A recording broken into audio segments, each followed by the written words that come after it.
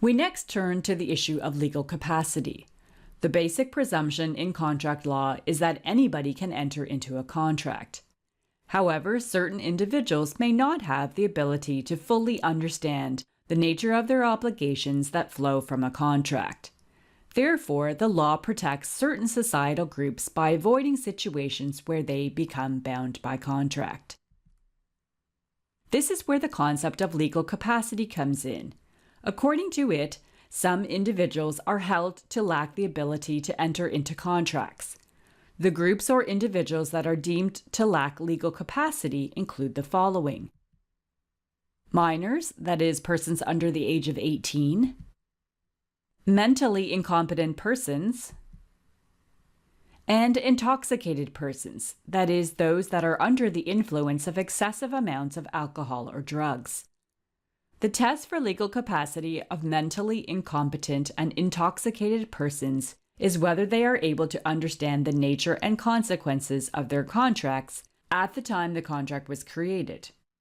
If not, they have no legal capacity.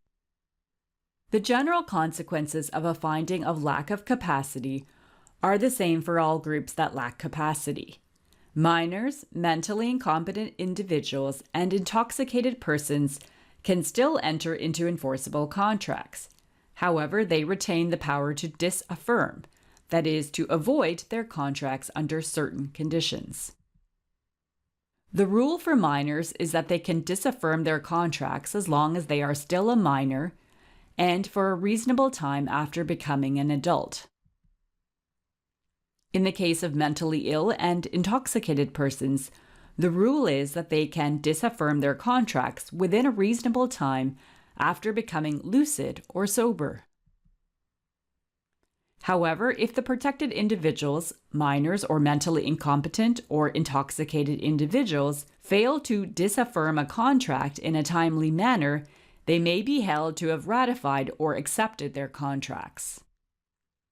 An exception to this rule of ratification are contracts for necessaries, such as food, clothing, shelter, medical care, etc. These cannot be disaffirmed, and the party who lacks capacity must pay the reasonable value of what they have received. There are two different views on what happens when the object of a contract is destroyed before the contract itself is disaffirmed.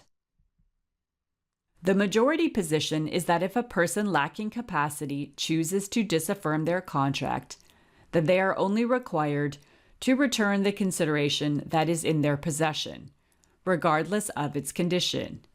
Even if the object is badly damaged or destroyed, that's all they need to return. A minority of courts take the position that the disaffirming party must return the other party to the status before the contract.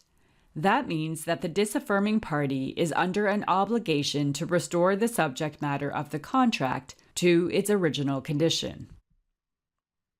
An example of the minority position is the case of Dodson versus Schrader. In that case, a minor bought a pickup truck for $4,900. The truck subsequently developed some problems and the engine blew up and severely damaged the car. The minor sued to disaffirm the contract and demanded a full refund from the car deal, even though the truck was now only worth $500 instead of the original $4,900.